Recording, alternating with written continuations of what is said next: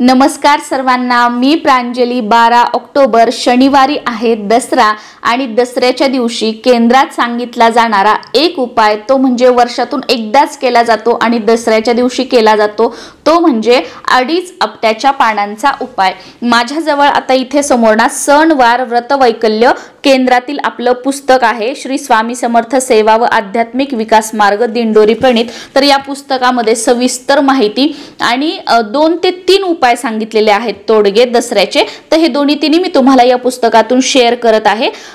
पहिला जो आहे तो वडिलांनी, एक पहिला तांदूळाचा आहे तोडगा, तो वडिलांनी आपल्या मुलांकडून करून घ्यायचा आहे। दुसरा जो आहे तो आपट्याच्या झाडाची पूजा करण्यासाठी आपल्याला जायचं आहे आणि तिथून करायचा आहे, तिथली माती जी आहे ती आपल्याला घरी आणायची आहे। आणि तिसरा उपाय जो आहे ना तो अडीच आपट्याच्या पानांचा करायचा आहे। तर या पुस्तकामध्ये असं दिलेलं आहे, 3.5 मुहूर्तातील हा मुहूर्त भारतातील मोठा सण मानला जातो। महाकाली, महालक्ष्मी, महासरस्वती यांचा हा विजयोत्सव नवरात्रीतील सेवेने पूर्ण होतो। लहान मुलांना विद्यादानाचा हा मुहूर्त आहे, म्हणजे दसऱ्याचा दिवस। वडिलांनी मुलांच्या जिभेवर सोन्याने ओम काढावे। म्हणजे काय करायचं की सोन्याचं कानातलं असेल किंवा अंगठी असेल, सोन्याची तार वगैरे घ्यायची नाही, कारण ती मुलांच्या जिभेला खरचटू शकते आणि त्याच्यामुळे जिभेला इजा होऊ शकते। त्याच्यामुळे मऊ घ्यायचं। एक तर स्वच्छ जे कानातलं वगैरे आपलं असेल, आपण घरामध्ये ठेवलेले जे वापरत वगैरे नाही ते सुद्धा स्वच्छ, किंवा तुम्ही वापरत वगैरे असाल ते स्वच्छ करून घ्यायचं किंवा अंगठी घ्यायची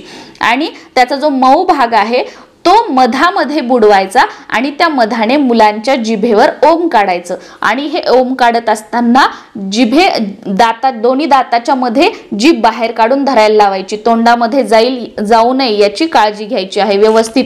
आणि खूप लहान मुलं मुली असतील ना तर त्यांच्यासाठी हा उपाय करू नका, कारण एखाद्या वेळेस तुम्ही करायला जाणार तोंडामध्ये जाणार तर असं करू नका। जी कळती मुलं आहेत, ज्यांना कळतं जीभ बाहेर ठेवायची, दाताखाली ठेवायची, तर त्यांच्यासाठी तुम्ही हा जो उपाय आहे ना तो करू शकता।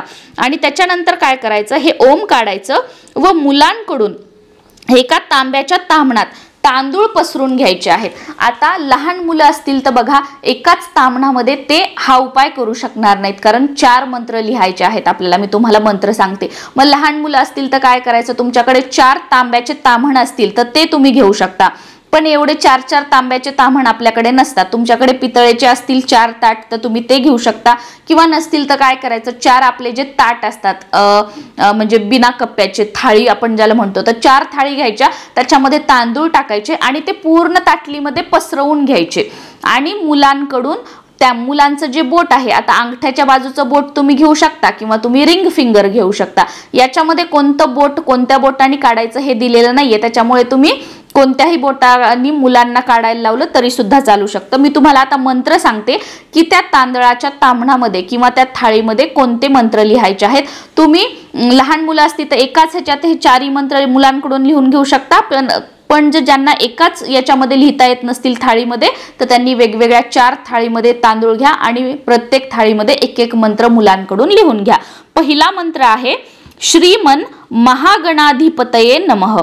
अजून एक वेळा सांगते, पहिलाच मंत्र आहे श्रीमन महागणाधिपतये नमः, हा एक मंत्र। आता दुसरा मंत्र सांगते, श्री कुलदेवताय नमः। अजून एक वेळा सांगते, श्री कुलदेवताय नमः।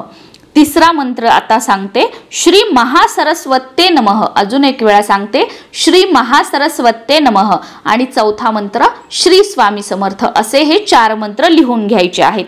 आणि त्यानंतर दसऱ्याच्या दिवशी अपराजिता देवीचे पूजन, सीमोल्लंघन व शमी वृक्षाचे पूजन करावे। शमीचं झाड नसेल तर आपट्याच्या झाडाची पूजा करावी। आपट्याच्या झाडाची पूजा करून त्या झाडाच्या मुळाजवळची माती जी आहे, आता आपण आपट्याच्या झाडाची पूजा करण्यासाठी हळद, कुंकू, थोडंसं पाणी, अक्षदा तिथे घेऊन जाणार।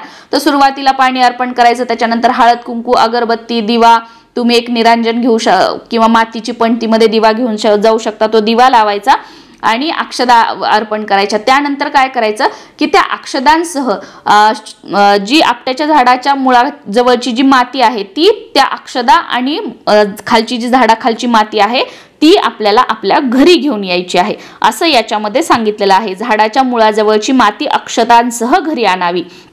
आणि त्यानंतर आपट्याची पाने लहानांनी मोठ्यांना देऊन नमस्कार करावा व यानंतर मग आपल्याला जो 2.5 आपट्याच्या पानांचा जो उपाय आहे तो करायचा आहे। दसरा सण मोठा नाही आनंदाचा तोटा हा सण आहे। आज आपण आपट्याची पाने सोने म्हणून एकमेकांना देतो। हे पान नीट पाहाल तर हे हृदयाच्या आकाराचे असते। त्याचे 2 भाग असतात पण ते एकमेकांना जोडलेले असतात। जणू ते सांगत असतात 2 हृदय एकमेकांशी प्रेमाने जोडा, प्रेमाने एकत्र या। पानांच्या रूपाने आपण आपली मने जुळवावीत। सोन्याच्या श्रीमंतीपेक्षा हृदयाची श्रीमंती अधिक मोलाची असते। त्याचबरोबर पुराणामध्ये याच्यामध्ये एक छोटीशी कथा दिलेली आहे। रामाच्या हातून रावणाचा वध व्हावा म्हणून नारदाने श्रीरामाला नवरात्र व्रत आचरणास सांगितले। अष्टमीच्या दिवशी मध्यरात्री देवीने श्रीरामांना दर्शन दिले। तुझ्या हातून रावणाचा वध होईल असा आशीर्वाद देवीने श्रीरामाला दिला आणि नंतर श्रीरामांनी ते व्रत पूर्ण करून 10व्या दिवशी लंकेश्वरावर स्वारी केली व रावणाला ठार केले। श्री दुर्गा मातेने अशा प्रकारे दैत्याचा पाडाव केला व विजय मिळवला। श्री रामचंद्र विजयी झाले आणि तो दिवस नवरात्राचा 10वा दिवस होता म्हणून यास विजयादशमी असे म्हणतात। पांडवांचा अज्ञातवास संपला। त्यांनी या विजयादशमीच्या दिवशी शमी वृक्षाचे पूजन केले आणि त्या वृक्षाच्या ढोलीत ठेवून दिलेली आपली शास्त्रास्त्रे परत धारण केली अशी माहिती महाभारतात मिळते। दसरा म्हणजे वीरतेचे वैभव, दसरा म्हणजे पराक्रमाची पूजा आणि दसरा म्हणजे भक्ती। आता 2.5 आपट्याच्या पानांचा उपाय बघूया। तर तुम्हाला 2.5 आपट्याची पानं घ्यायची आहेत। बघा इथे तुम्हाला स्क्रीनवर दिसतील अशी 2 पूर्ण आपट्याची पानं घ्यायची जोडलेली आणि एक पान जे आहे ना ते मधून तोडून घ्यायचं आहे। जसं स्क्रीनवर तुम्हाला दिसते असं 2.5 आपट्याची पानं घ्यायची आणि ही तुमच्या घराच्या आजूबाजूला जर केंद्र असेल स्वामींचं तर केंद्रामध्ये जायचं। स्वामींना प्रार्थना करायची की माझ्या घरामध्ये धन धान्य ऐश्वर्य समृद्धी, तुमचा उद्योगधंदा व्यवसाय असेल तर तो चांगला चालावा, मिस्टरांची नोकरीमध्ये प्रगती व्हावी, घरामध्ये धनधान्याची भरभराट व्हावी, आम्हा सर्वांना उत्तम आरोग्य दीर्घ आयुष्याचा आशीर्वाद द्या। जे काही तुम्हाला हवं ते तुम्ही बोलू शकता। मी फक्त तुम्हाला एक एक्झाम्पल सांगितलं की तुम्ही बोलू शकता आणि त्याच्यानंतर ही जी आपट्याची पानं आहेत ती तुम्हाला स्वामींच्या चरणी अर्पण करायची आहेत।